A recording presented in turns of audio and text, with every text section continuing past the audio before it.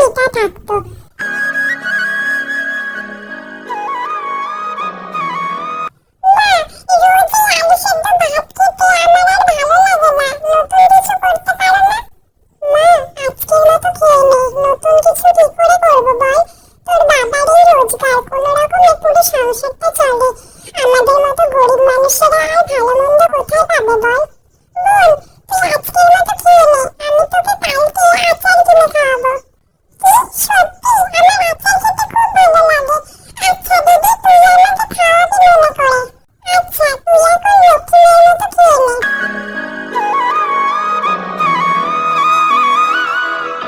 সত্যি সরলা, মেয়ে দুটোর মুখের দিকে তাকাতে পারি না, বড্ড কষ্ট হয়।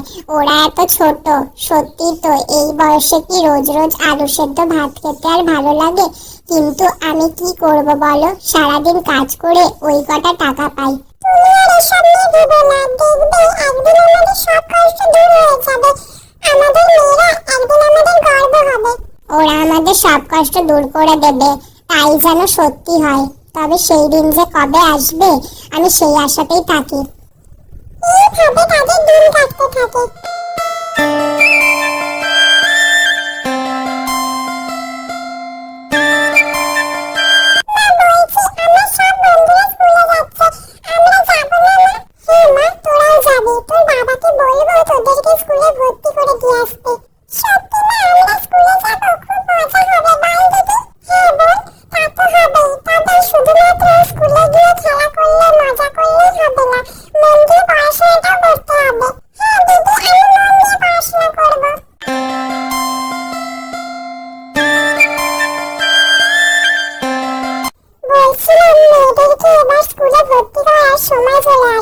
হ্যাঁ গিন্নি, আমিও তাই ভাবছিলাম।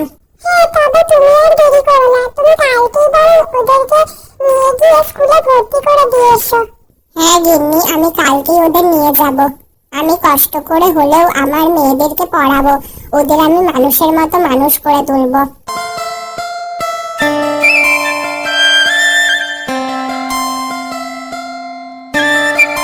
পরের দিন রতন তাদের মেয়েদেরকে স্কুলে ভর্তি করতে নিয়ে যায়।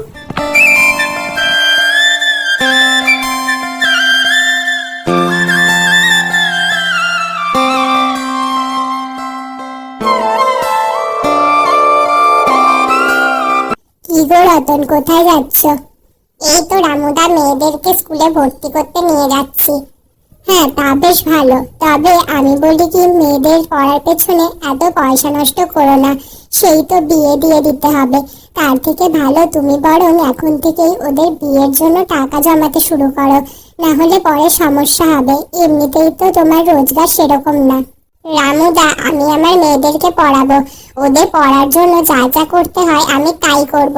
এতে আমার পয়সা নষ্ট হবে না, বরং পয়সা সঠিক জায়গায় খরচ হবে। দেখো রতন, এত বড় বড় কথা ভালো না। আর যদি তোমার একটা ছেলে থাকতো তাহলে মানা যেত, বুড়ো বয়সে তোমাকে দেখাশোনা করতো। মেয়েরা কি আর তাই করবে? সেই তো বিয়ে করে শ্বশুর বাড়ি চলে যাবে, তখন শেষ বয়সে তোমাদের আফসোস করতে হবে। তাই বলছি, তোমরা বরং পয়সা জমাও, এইসব পড়াশোনার পেছনে এত খরচা করো না। কথা বলে না, সে তার মেয়েদেরকে নিয়ে সেখান থেকে চলে যায়। এইভাবে বেশ কিছুদিন কাটতে থাকে।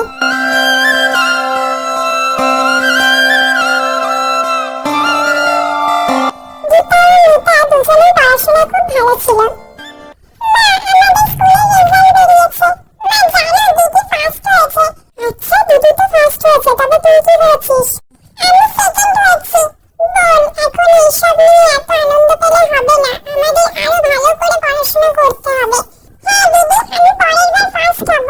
আচ্ছা, অনেক হয়েছে, তোরা এখন হাত মুখ ধুয়ে নে, আমি তোদের খেতে দিয়ে দিচ্ছি।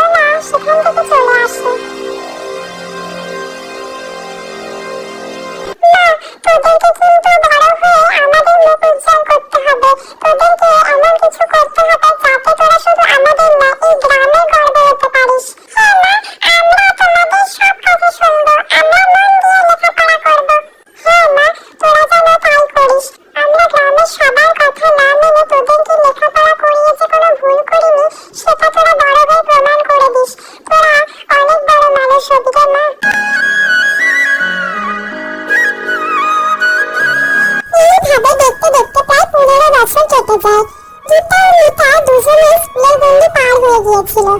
রতনের বয়স হয়েছিল, সে তার মেয়েদের পড়াশোনার খরচ চালানোর জন্য দিনমজুরের পাশাপাশি টোটো চালাতো। তবে বেশ কিছুদিন ধরে রতনের শরীর অসুস্থ হয়ে পড়ে। রতনটাকে কবে থেকে বলছি মেয়েরা বড় হয়েছে, ওদের তাড়াতাড়ি বিয়ে দিয়ে দে। তা না, ও নাকি মেয়েদেরকে লেখাপড়া করা। তা বাপু বলি, এত লেখাপড়া করেও স্বাদ মিটলো না। এখন দেখলি তো শেষ পর্যন্ত শরীরের এই অবস্থা হলো। এখন